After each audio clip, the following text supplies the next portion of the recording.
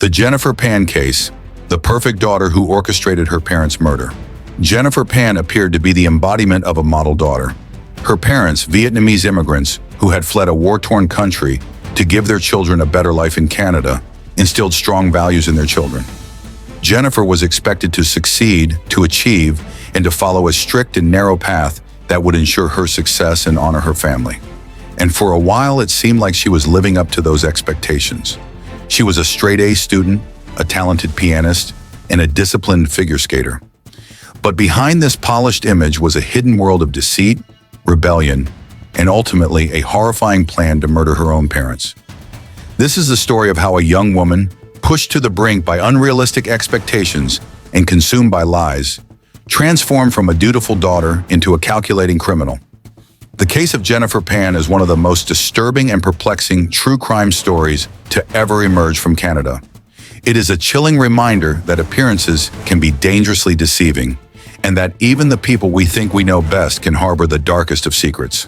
Early life, raised for perfection, Jennifer was born in 1986 in Markham, Ontario, to Beach Ha and Hue Han Pan.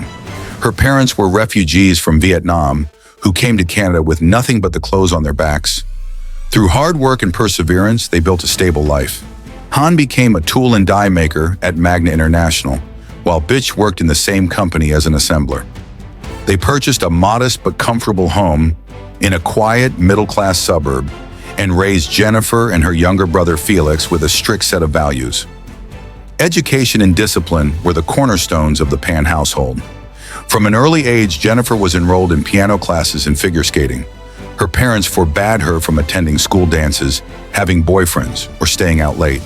Their vision of her future was clear: graduate with top grades, earn a university degree in medicine or pharmacy, and secure a stable and respectable career. Jennifer internalized these expectations and, for years, tried her best to meet them. But things began to unravel during high school. Jennifer struggled academically, particularly in math and science. She began forging report cards to make her grades look better. When she failed to graduate high school, she lied to her parents and convinced them she had received admission to Ryerson University.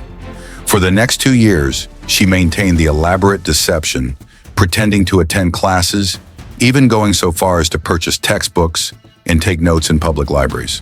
The secret relationship, Daniel Wong. Around this time, Jennifer began dating Daniel Wong, a fellow student from high school. Daniel was outgoing and charismatic, but not the kind of boyfriend her parents would approve of. He had a troubled past and was associated with drug dealing and petty crimes. Knowing that her parents would never accept the relationship, Jennifer kept it a secret. When her parents eventually discovered her lies about school and her relationship with Daniel, they were furious. They removed her laptop and phone, forbade her from seeing Daniel, and imposed even stricter controls over her life. She was allowed to leave home only for a part-time job teaching piano, but even that was closely monitored. Despite these restrictions, Jennifer and Daniel continued their relationship in secret. Daniel provided her with a second phone, and they communicated covertly. But as the relationship dragged on under stressful and deceptive conditions, Daniel began to pull away. He started dating another woman. This devastated Jennifer, who saw Daniel not just as a boyfriend, but as her only emotional outlet in a life filled with lies and repression. The murder plot, planning the unthinkable, Jennifer felt trapped. Her double life was unraveling, and her relationship with Daniel was on the rocks. Desperate to regain control, she began contemplating a horrifying solution. If her parents were dead, she could inherit their money and live freely with Daniel. It was a grotesque fantasy, but one that quickly became a concrete plan. She reconnected with Daniel and told him she wanted her parents gone. Daniel introduced her to a man named Lenford Crawford, also known as Homeboy, who claimed to be able to arrange murders for a fee. Jennifer agreed to pay $10,000 to have her parents killed. The plan was to make the murders look like a home invasion gone wrong. On the night of November 8, 2010, the plan was put into action. Jennifer left the front door unlocked. 3 intruders entered the home. Her parents were forced into the basement and shot. Bitch was killed instantly, while Han was shot in the face but survived. Jennifer was tied up upstairs to make it appear as though she was a victim too. She even called 911 after the gunman fled, sobbing and claiming to have been helpless during the attack. The investigation, the cracks begin to show. Police initially believed Jennifer's story, but inconsistencies quickly emerged. Her calm demeanor during the 911 call raised eyebrows. Surveillance footage showed no sign of forced entry, and Han, after regaining consciousness, told police that he had seen his daughter speaking to one of the attackers as though they knew each other. Under intense interrogation, Jennifer's story began to crumble.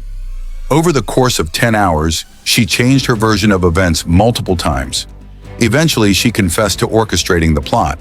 She claimed she had originally planned to have herself killed, but changed the plan to target her parents after realizing she couldn't go through with suicide. Phone records and text messages provided damning evidence. Communications between Jennifer, Daniel, and the hitmen revealed the entire plot. The supposed victim had, in fact, been the mastermind. The trial facing justice, Jennifer Pan was arrested and charged with first-degree murder and attempted murder, along with Daniel Wong and the 3 other men involved in the plot. The trial began in 2014 and lasted 10 months. The prosecution presented overwhelming evidence, including Jennifer's confession, text messages, and the testimony of her surviving father. The defense argued that Jennifer had been manipulated by Daniel and was emotionally unstable, but the jury was unconvinced. In December 2014, Jennifer Pan, Daniel Wong, and 2 of the hitmen were found guilty of first-degree murder and attempted murder. All received life sentences with no possibility of parole for 25 years. Psychological and social analysis. How did it come to this? The Jennifer Pan case is not just a story of murder. It is a story of cultural conflict, psychological pressure, and emotional breakdown. Her parents, like many immigrant parents, wanted the best for their children, but their methods were authoritarian. Jennifer lived under immense pressure to succeed, and when she began to fail, she was too afraid to admit the truth. Each lie built upon the last until she was living an entirely fictional life. Some experts suggest that Jennifer's actions were influenced by a condition known as achievement pressure, common among children in high-expectation households. The need to please, coupled with the fear of disappointing her parents, pushed her into isolation and desperation. Media coverage and public reaction. The case received widespread media coverage, not just in Canada, but internationally. The idea that a daughter could so coldly plot the murder of her parents fascinated and horrified the public. Documentaries, podcasts, and news specials dissected the case, with many focusing on the contrast between Jennifer's sweet, obedient persona and the horrific crime she committed. In 2024, Netflix released a documentary titled What Jennifer Did, which included real police interrogation footage and interviews with people connected to the case. It reignited public interest and sparked debates about parental pressure, mental health, and personal accountability. The Jennifer Pan case is a tragic tale of deception, pressure, and the human cost of hidden suffering. It teaches us that extreme expectations can sometimes lead to extreme outcomes. It shows how unchecked emotional distress and a lack of open communication can culminate in unimaginable consequences. Jennifer Pan was not a monster in the traditional sense. She was a young woman who felt trapped by lies she could no longer sustain and choices she could no longer undo. But her decision to resort to murder, rather than seek help or confess the truth, destroyed her life and shattered her family. We must remember that true strength comes not from perfection, but from honesty and vulnerability. If you ever feel overwhelmed, speak to someone. Don't suffer in silence. If you found this story insightful, please like, comment, and subscribe to our channel.